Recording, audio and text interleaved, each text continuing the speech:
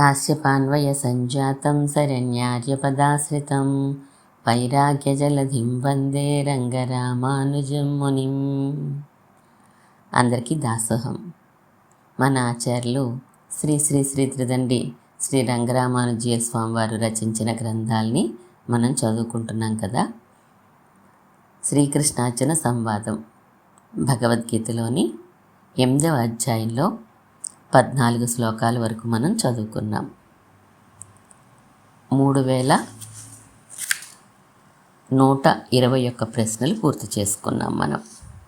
14వ శ్లోకంలో సతతము నిత్యసహ అని 2 సమానార్థక పదాలని వాడారు కదా అని దాని గురించిన చర్చ జరుగుతోంది. ఆ 14వ శ్లోకంలో చెప్పినట్లుగా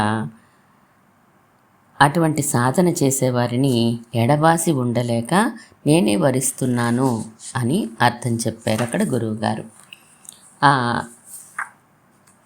సాధన ఎలా ఉంటుంది అంటే ధ్రువమైన స్మృతి రూపంగా ఉంటుంది, దర్శన సమానాకారంగా ఉంటుంది అని చెప్పారు. దానికి విరోధులు ఏంటి అని అడిగాడు శిష్యులు. దుష్కృతములు, రజోగుణం, తమోగుణం, రాగద్వేషాలు, మోహం వంటివి. భగవంతుడి పర్యంకం చేరే వరకు ఎన్ని ఆటంకాలున్నాయో అవన్నీ దానికి విరోధులే అని ఆచార్యులు తెలియచేశారు. ఇప్పుడు 3122వ ప్రశ్న నుంచి మనం చదువుకుందాం. ఇలా భగవంతుణ్ణి పొందిన వారు మరి సంసార చక్రంలో పడరేమో. 15వ శ్లోకంలో ఆ విషయం వివరిస్తున్నారు. మాముపేత్య పునర్జన్మ దుఃఖాలయమశాశ్వతం నాప్నువంతి మహాత్మానః సంసిద్ధిం పరమాం గతాః. అన్వయం: పరమాం సంసిద్ధిం గతాః మహాత్మనః మాం ఉపేత్య పునః దుఃఖాలయం అశాశ్వతం జన్మ నాప్నువంతి.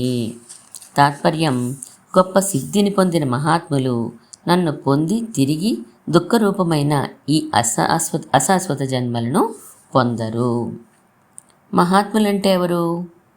భగవంతుని యందు మనస్సును ఉంచుకొనగలిగిన వారు.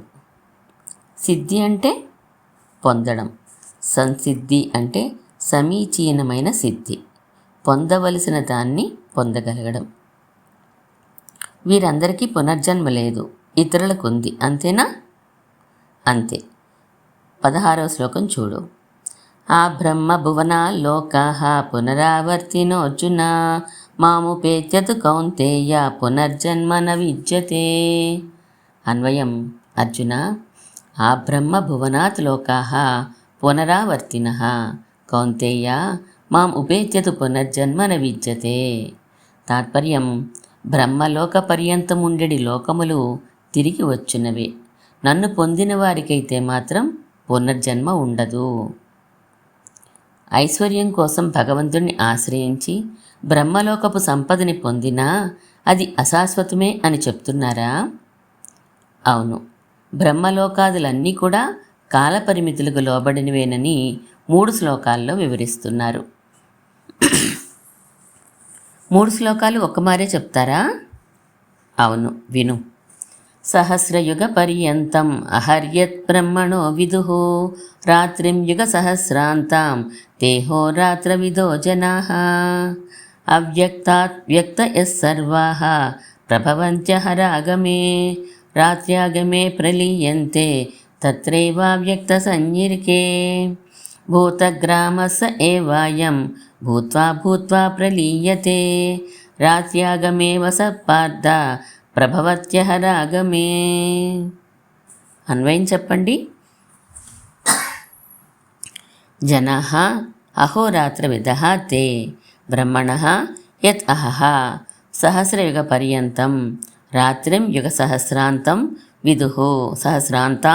విదుః అహరాగమే అవ్యక్తాత్ సర్వాః వ్యక్తయః ప్రభవంతి రాత్ర్యాగమే అవ్యక్త సంజ్ఞికే తత్ర ఏవ ప్రలీయంతే పార్థ సహ అయం భూతగ్రామః ఏవ అవసః భూత్వా భూత్వా రాత్ర్యాగమే ప్రలీయతే అహరాగమే ప్రభవతి. 3 శ్లోకాలు కనుక తాత్పర్యం బాగా అర్థమయ్యే విధంగా చెప్పండి. అయితే కాలమానం చెప్తాను, విను. మొదట సెకండ్లు, నిమిషాలు, రోజులు, వారాలు, పక్షాలు, మాసాలు, సంవత్సరాల వరకు నీకు తెలిసిందే కదా. తెలుసును. నాకు తెలిసిన వాటిలో సంవత్సరమే పెద్దది. ఆ సంవత్సరాలు 43,20,000 అయితే దానిని ఒక మహాయుగం అంటారు. దానిని చతుర్యుగం అని కూడా అంటారు. అయితే ఒక మహాయుగంలో 4 యుగాలు ఉంటాయా? అవును. 17,28,000 కృతయుగం, 12,96,000 త్రేతాయుగం, 8,64,000 ద్వాపరయుగం, 4,32,000 కలియుగం. మొత్తం కలిస్తే చతుర్యుగం 43,20,000. అంటే కలియుగానికి 2 రెట్లు ద్వాపరయుగం అన్నమాట, 3 రెట్లు త్రేతాయుగం, 4 రెట్లు కృతయుగం, 10 రెట్లు చతుర్యుగం. అంతేనా? అంతే. కానీ కృతయుగపు 17,28,000లో 14,40,000 మాత్రమే కృతయుగంగాను, మిగిలిన 2,88,000ను యుగ సంధిగాను వ్యవహరిస్తారు. ఇలాగే మిగిలిన యుగాలకు కూడానా? అవును. త్రేతాయుగపు 12,96,000లో 2,16,000 యుగ సంధి, ద్వాపరయుగపు 8,64,000లో 1,44,000 యుగ సంధి, కలియుగపు 4,32,000లో 72,000 యుగ సంధి. ఏదైనా మొత్తం చతుర్యుగానికి మాత్రం 43,20,000 సంవత్సరాలే. ఇలాంటి చతుర్యుగాలు ఎన్నుంటాయి? ఏమో, అసంఖ్యాకం. కాలం అవధి లేనిది కదా.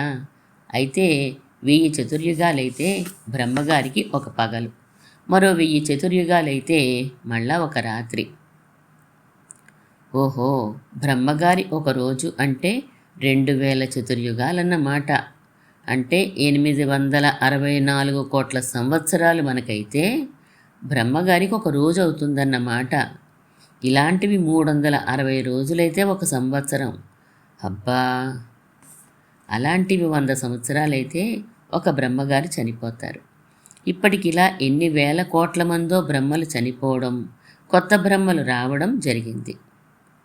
ఇదంతా పరమాత్మ లీలనుకోవాలా?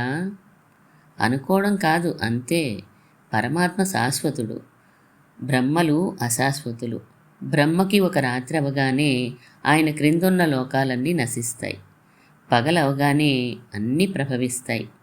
బ్రహ్మకి 100 ఏళ్ళు రాగానే ఆ బ్రహ్మగారి లోకం కూడా నశిస్తుంది. దోమలు మనం ఎలాగో, మనం బ్రహ్మగారు అలా అన్నమాట. అందుకే ఐశ్వర్యాదులు ఎంత గొప్పవైనా అశాశ్వతమే కనుక మోక్షార్థులు కోరరు, భగవంతుణ్ణే కోరతారు. అలాంటి వారినే జ్ఞానులు అని అంటారు. అయితే మరి కైవల్యాన్ని కోరిన వారో, వీరు మరలా తిరిగి వస్తారా? 20, 21 శ్లోకాల్లో కూడా పునరావృత్తి లేదు అని చెప్తున్నారు చూడు. పరస్తస్మాత్తు భావోన్యో అవ్యక్తో వ్యక్తాత్ సనాతనః యస్స సర్వేషు భూతేషు నశ్యత్సు న వినశ్యతి అవ్యక్తోక్షర్ ఇత్యుక్తః తమాహుః పరమాం గతిం యం ప్రాప్య న నివర్తంతే తద్ధామ పరమం మమ. అన్వయం చెప్పండి. తస్మాత్ అవ్యక్తాత్ పరః అన్యః అవ్యక్తాః సనాతనః యః భావః సర్వేషు భూతేషు నశ్యత్సు న వినశ్యతి సః అవ్యక్తః అక్షరః ఇతి ఉక్తః తం పరమాం గతిం ఆహుః యం ప్రాప్య న నివర్తంతే తత్పమ మమ పరమం ధామం. తాత్పర్యం చెప్పండి, జాగ్రత్తగా విను. అవ్యక్తమనే పేరుని ప్రకృతికి వాడారు, జీవుడికి వాడారు. జాగ్రత్తగా విడదీసుకోవాలి. ప్రకృతి కన్నా పరమైన వాడు జీవుడు. ఆకాశాది భూతములు ప్రకృతి నుంచే వచ్చాయి. అవన్నీ నశించినా నశించినవాడు జీవుడు. అందుకే అతడిని అక్షరుడు అంటారు. అతడిని పొందడం అంటే ఆత్మ అనుభవాన్ని పొందడం అంటే కైవల్యాన్ని పొందడం గొప్పది. భగవంతుడు ప్రకృతిని జీవుణ్ణి కూడా నియమిస్తున్నా ఆ రెండు నియమన స్థానాల్లో జీవ నియమనమే పరమమైనది. అందుచేత కైవల్యాన్ని పొందిన వారు కూడా మరి తిరిగి రారు, వారికి కూడా పునర్జన్మ ఉండదు. ఈ శ్లోకాలు అర్థం చేసుకోవడం కొంచెం కష్టంగా ఉంది. అవును, ఒకే పదం చేత రెండు తత్వాలు నిర్దేశించబడేసరికి కాస్త అయోమయం ఉంటుంది. ఈ శ్లోకాలు ప్రారంభమయ్యే ముందు వరకు ప్రకృతికి సంబంధించిన ఐశ్వర్యాదులు కోరినవాడు తిరిగి తిరిగి జన్మలు తీసుకుంటాడు అని చెప్పబడింది. అది అర్థమైంది కదా? అయింది. ఇక ఆ ప్రకృతి కంటే విలక్షణమైన దానిని పొందగోరే వారి గురించి 20, 21 శ్లోకాల్లో చెప్పబోతున్నారు అని ఎక్కడుంది? ఆ శ్లోకాల్లో ఉన్న అవ్యక్తాత్ పరహ అన్యః అని అంటే అదే అర్థం. ప్రకృతికి అవ్యక్తం అని పేరు. అచేతనమది, అంతకంటే ఉత్కృష్టమైనది అని చెప్పడానికి పరహ అని వాడారు. పురుషార్థాలను సంపాదించేవాడి ఆత్మ, అందుచేత ప్రకృతి కన్నా గొప్పవాడు. అన్యః అంటే విలక్షణుడు అని అర్థం. మొత్తం మీద ప్రకృతి కన్నా వేరైనవాడు ఆత్మ. ఆ ఆత్మని పొందగోరేవారు మరి తిరిగి జన్మని స్వీకరించరు అని చెప్పబోతారు. అవ్యక్తం అనే పదం శ్లోకంలో రెండో మారు వచ్చిందేమి? ఆ అవ్యక్తం జీవుణ్ణి, ఆత్మని సూచిస్తుంది. ఇంద్రియములకు వ్యక్తము కానివాడు అని అర్థం. ఇక్కడే కాస్త అయోమయం. రెండు పదాలిలా వేరే వేరే అర్థాలు. విశాలాక్షి అప్పుడు ఆ విశాలాక్షిని చూచెను అని ఒక కథలో వచ్చిందనుకో. 2 మార్లు విశాలాక్షి అని వచ్చింది. ఒకటి ఆ స్త్రీ పేరు, రెండవది విశేషణం. విశాలమైన నేత్రములు కలిగిన ఆమె అని అర్థం. ఇప్పుడు ఆ వాక్యంలో ఏం చెప్పినట్లు? విశాలాక్షి అను పేరు గల స్త్రీ విశాలమైన నేత్రములు కల ఒక స్త్రీని చూసెను అని కదా. ఇది అర్థమైందా? అయింది. అవ్యక్తం కన్నా విలక్షణమైన అవ్యక్తం అంటే మొదటి అవ్యక్తం ప్రకృతికి పేరు, రెండవ అవ్యక్తం వ్యక్తం కానిది అనే అర్థంలో ఆత్మని సూచిస్తోంది. అంతేనా? అంతే. ఇంకా ఏమయోమయం ఉన్నది ఈ శ్లోకంలో? ఎంప్రాప్య న నివర్తంతే తద్ధామ పరమం మమ అన్నప్పుడు ఆత్మని పొందిన వారు పరమపదానికి చేరుతారని అర్థం కాదా? పరమపదం అంటే ఏంటి? గొప్ప పదం, స్థానం అనే కదా. అయితే దీని తర్వాతి 22వ శ్లోకంలో ఇంకొక పై స్థాయిని చెప్పారు కనుక ఆత్మని పొందేవారికి తిరిగి జన్మించకపోవడం ఉన్నా అంతకన్నా పై స్థాయి ఒకటి ఉన్నదని తెలుసుకోవాలి. రెండు పరమపదాలే. అయితే 22వ శ్లోకం కూడా చెప్పేయండి. అనుమానాలుంటే మళ్ళీ అడుగుతాను. పురుషస్స పరపార్థ భక్త్యా లభ్యస్త్వనన్యయా యస్యాంతస్థాని భూతాని ఏన సర్వమిదంతతం. ఐశ్వర్యార్థి, కైవల్యార్థి. ఇక ఆ పై దశ చెప్పబడుతోందా ఇందులో? అవును. అన్వయం విను. హే పార్థ, భూతాని యస్య అంతస్థాని ఏన ఇదం సర్వం తతం సహ పరః పురుషః తు అనన్యయా భక్త్యా లభ్యయా. ఈ తూ ఏంటి? దానివల్లనే వెనకటి శ్లోకం కన్నా ఈ శ్లోకం భిన్నమైన విషయాన్ని సూచిస్తోందని తెలుసుకుంటున్నాం. లేకపోతే ఆ అర్థమే ఇక్కడ కొనసాగుతోందని భ్రమపడి ఉండేవాళ్ళం. ఓహో, అధ తు అనేవి వస్తే విషయాంతరంలోకి వెళ్తున్నట్లు గుర్తని ఇదివరకు చెప్పారు. అదే తాత్పర్యం విను ఈ శ్లోకానికి. సమస్త ప్రాణులు ఏ పరమపురుషుని లోపల ఉన్నవో, ఎవని చేత ఈ సర్వము వ్యాపించబడి ఉన్నదో అట్టి పరమపురుషుడు మాత్రము అనన్యమైన భక్తి చేతనే పొందదగినవాడు. పురుష అంటే జీవుడనర్థం కదా. అవ్వచ్చు. పురుష శబ్దానికి 4 వ్యుత్పత్తులు చెప్పుకోవచ్చు. అయితే ఇక్కడ పరహ అని ఉన్నది కనుక ఇది పరమాత్మ గురించిన విషయమే. జ్ఞాననుకు లభించే వాడిని చెప్పారు అని అర్థం. ఆ పురుష శబ్దం వ్యుత్పత్తులు చెప్తారా? ఇదివరకు చెప్పాను, అయినా మరోసారి విను. పురి సేతే. ఈ శరీరానికి పురం అని పేరు. 9 ద్వారములుంటాయి. అందుండువాడు కనుక పురుషుడు. పూర్ణ పురుష ఉచ్యతే. ఇది నిరుక్తం, అన్ని వేళలా అన్ని విధములా పరిపూర్ణుడు. పురా అపి అస్తి, అనాది నుండి ఉన్నవాడు. పురు సనోతి, అధికముగా ఇచ్చువాడు. ఐశ్వర్యార్థులు తిరిగి జన్మిస్తారని, కైవల్యార్థులు జ్ఞానులు తిరిగి జన్మించరని చెప్పారు కదా. వారు వెళ్ళే మార్గం, వీరు వెళ్ళే మార్గం ఒకటేనా, భేదం ఉంటుందా? అదే 23వ శ్లోకంలో చెప్పబోతున్నారు, విను. యత్ర కాలే త్వనావృత్తిం ఆవృత్తిం చైవ యోగినః ప్రయాతా యాంతి తం కాలం వక్ష్యామి భరతర్షభ. అన్వయం, హే భరతర్షభ, యత్ర కాలే ప్రయాతాః యోగినః అనావృత్తిం ఆవృత్తిం చైవ యాంతి తం కాలం వక్ష్యామి. తాత్పర్యం, అర్జున, ఏ కాలమునందు శరీరము విడిచిపోయిన యోగులు పునర్జన్మను పొందుచున్నారో ఆ కాలాన్ని గురించి చెప్తాను, విను. ఐశ్వర్యార్థుల గురించి ఇతరుల గురించి కూడా చెప్పబోతూ ఇద్దరిని యోగులను చెప్పడం ఎలా? ఐశ్వర్యార్థులు కూడా తమ ప్రాప్యం కోసం ప్రవర్తించవలసిందే కదా. అందుచేత వారిని యోగులనడంలో దోషం లేదు. అయితే తర్వాత చెప్పండి. ఇంకేముంది, 24వ శ్లోకమే. అగ్నిర్జ్యోతిరః శుక్లః షణ్మాసా ఉత్తరాయణం తత్ర ప్రయాతా గచ్చంతి బ్రహ్మ విదో జనాః.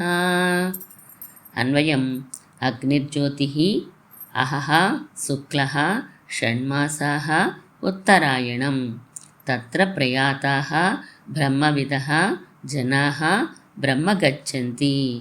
తాత్పర్యం, అగ్నిరూపమైన తేజస్సు పగలు, శుక్లపక్షం 6 మాసాలుండే ఉత్తరాయణం, ఈ దేవతలు ఏ మార్గంలో ఉన్నారో ఆ మార్గం గుండా ప్రయాణం చేసిన బ్రహ్మోపాసకులు బ్రహ్మనే పొందుతారు. బ్రహ్మోపాసకులు అంటే ఎవరెవరు? పరమాత్మనే ప్రాప్యమని ఉపాసించే జ్ఞానులని ఎలాగూ తెలుసు మనకి. అంతేకాకుండా ఆత్మని కూడా బ్రహ్మ అంటారు కనుక ప్రకృతి వియుక్తమైన ఆత్మస్వరూపాన్ని ప్రాప్యంగా భావించే జిజ్ఞాసువులు కూడా ఈ బ్రహ్మోపాసకుల కోవలోనే చేరతారు. పగలు, శుక్లపక్షం, ఉత్తరాయణం ఇవన్నీ కాలాన్ని కొలిచే కొలతలు కదా. కొలతలు కాదా ఇవి? కొలతలే. కానీ ప్రతి విభాగానికి ఒక్కొక్క అభిమాని దేవత ఉంటారు. నవగ్రహాలకి, అష్టదిక్కులకి ఎలా అభిమాని దేవతలు ఉంటారో అలాగే కాలానికి కూడా ఒక్కొక్క విభాగానికి ఒక్కో దేవత ఉంటారు. వారందరూ ఉండే మార్గంలో ప్రయాణించడాన్ని చెప్పారు. కాలమంతా ఒకటే కదా, అంతటికీ కలిపే ఒక అభిమాన దేవత అంటే అర్థమవుతోంది. కానీ ఉత్తరాయణానికి ఒకరు, దక్షిణాయనానికి ఒకరు అంటే కాస్త ఇబ్బందిగా ఉంది. ఇబ్బంది ఎందుకు? దిక్కులకి వేరే వేరే దేవతల్ని అంగీకరిస్తున్నప్పుడు దీనిని అంగీకరించవలసిందే. ఎందుకంటే దిక్కులనే విడివిడి ద్రవ్యాలు ఎక్కడున్నాయి? అంతరిక్షంలోకి వెళ్ళిపోతే దిక్కే చెప్పసాధ్యం కాదు కదా. అయినా సూర్యుడు కనబడడం ప్రారంభమైన దానిని, కనబడకపోవడం ఆరంభమైన దానిని విడివిడిగా గుర్తుంచుకొని తూర్పు, పడమర అని పేర్లు పెట్టి తదనుగుణంగా మరో 2 ఆ పైన మరో 4 అనుసంధిస్తూ 8 మంది దిక్పాలకులను అంగీకరించాం కదా. అలాగే కాలం విషయంలో కూడా విభాగ అధిపతుల్ని అంగీకరిస్తాం. ఉత్తరాయణంతో ఆగిపోయినారేమి? సంవత్సర అభిమాని దేవత లేరా? ఉన్నారు. ఉపనిషత్తు చెప్పింది. మరిన్ని వివరాలు చాందోగ్యంలో చూడవచ్చు. ఇక్కడ ఉపలక్షణంగా కొన్నిటినే చెప్పారంతే. మరైతే పునః జన్మించేవారు వెళ్ళే మార్గం ఎలా ఉంటుంది? 25వ శ్లోకంలో ఉంది. ధూమో రాత్రిస్తదా కృష్ణ షణ్మాసా దక్షిణాయనం తత్ర చాంద్రమసంజ్యోతి యోగి ప్రాప్య నివర్తతే. అన్వయం, ధూమః రాత్రిః తథా కృష్ణః షణ్మాసాః దక్షిణాయనం తత్ర చాంద్రమసం జ్యోతి ప్రాప్య యోగి నివర్తతే. తాత్పర్యం: ధూమ, రాత్రి, కృష్ణపక్ష, దక్షిణాయన 6 నెలల అభిమాని దేవతలు ఏ మార్గమున నుందురో అట్టి చంద్రమండల మార్గంలో తేజస్సును పొంది అనుభవించవలసిన వానిని అనుభవించి తిరిగి వచ్చును. ధూమ మార్గంలో వెళ్ళేవాడు నివర్తతే, తిరిగి వస్తాడని చెప్పారు. కానీ శుక్ల మార్గంలో వెళ్ళేవాడి గురించి రాడు అని ప్రత్యేకించి చెప్పలేదేమి? ఎందుకు చెప్పలేదు? 26వ శ్లోకం అదే. శుక్లకృష్ణే గతి హేతే జగతః శాశ్వతే మతే ఏకయా యాత్యనావృత్తిం అన్యయా వర్తతే పునః. అన్వయం: శుక్లకృష్ణే ఏతే గతి జగతః శాశ్వతే మతే ఏకయా అనావృత్తిం యాతి అన్యయా పునః ఆవర్తతే. తాత్పర్యం: శుక్లపక్ష, కృష్ణపక్ష గతులు రెండూ లోకానికి శాశ్వతములని శృతులయందు తలపబడినవి కదా. ఒకదాని చేత జన్మరాహిత్యాన్ని, ఇంకొక దాని చేత మరల జన్మించడాన్ని చెప్పబడి ఉంది. ఏ మార్గంలో వెళ్ళడమో మన చేతిలో ఉంటుందంటారా? ఎందుకుండదు? 27వ శ్లోకం చూడు. నైతే శృతి పార్థ జానన్ యోగి ముహ్యతి కశ్చన తస్మాత్ సర్వేషు కాలేషు యోగయుక్తో భవ అర్జున.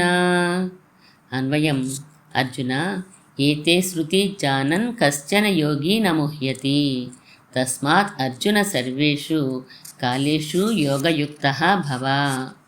తాత్పర్యం: అర్జున, ఈ 2 మార్గములను ఎరిగి ఉండి తరచుగా అనుసంధానము చేయువాడు భ్రమ పొందడు. కావున అర్చిరాదిగతి చింతననే చేయు యోగివి అగుము. బాగుంది. కానీ అర్చిరాదిగతి చింతన అంటే ఈ 2-3 శ్లోకాల్ని అనుసంధానం చేస్తూ ఉండాలా? చేయవచ్చు. కానీ అంతకన్నా సులభమైన పద్ధతిలో అనుసంధానం మన పూర్వాచారులు అనుగ్రహించారు. వాటిని చెప్తున్నాను, విను. సత్సంగాద్భవ నిస్పృహో గురుముఖాత్ శ్రీ సంప్రపజ్యాత్మవాన్ ప్రారబ్ధం పరిభుజ్య కర్మ సకలం ప్రక్షీణ కర్మాంతరః న్యాసాదేవ నిరంకుశేశ్వరదయా నిర్లూనమాయాన్వయో హార్దానుగ్రహలబ్ధమజ్జదమని ద్వారా బహిర్నిర్గతః. 2వ శ్లోకం. ముక్తోర్చిర్దిన పూర్వపక్ష షడుదం మాసాబ్దవాతాంసుమత్ గ్లౌర్విద్యుద్వరుణేంద్రదాతృమహితః సీమాంత సింధ్వాప్లుతః శ్రీవైకుంఠముపేత్య నిత్యమజడం తస్మిన్ పరబ్రహ్మణః సాయుజ్యం సమవాప్య నందతి సమం తేనైవ ధన్యపుమాన్. సంతోషమండి, ఈ అనుసంధానం చేసుకుంటాం. ఇక ఈ అధ్యాయాన్ని 28వ శ్లోకంతో ముగిస్తున్నారు. వేదేషు యజ్ఞేషు తపస్సు చైవ దానేషు యత్పుణ్యఫలం ప్రదిష్టం అత్యేతి తత్సర్వమిదం విదిత్వా యోగి పరం స్థానముపైతి చాద్యం.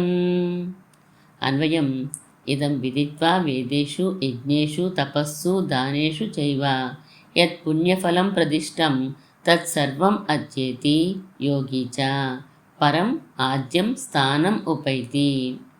తాత్పర్యం: ఎవడు ఈ విషయాన్ని ఎరిగి ఉంటాడో వాడు వేదములందు, యజ్ఞములందు, తపస్సులందు, దానములందు ఏ పుణ్యఫలమున్నదో దానినంతనూ పొందగలడు, జ్ఞాని అయి అత్యున్నత పదమును పొందుచున్నాడు అని గురువుగారు ఈ 8వ అధ్యాయాన్ని పూర్తి చేశారు.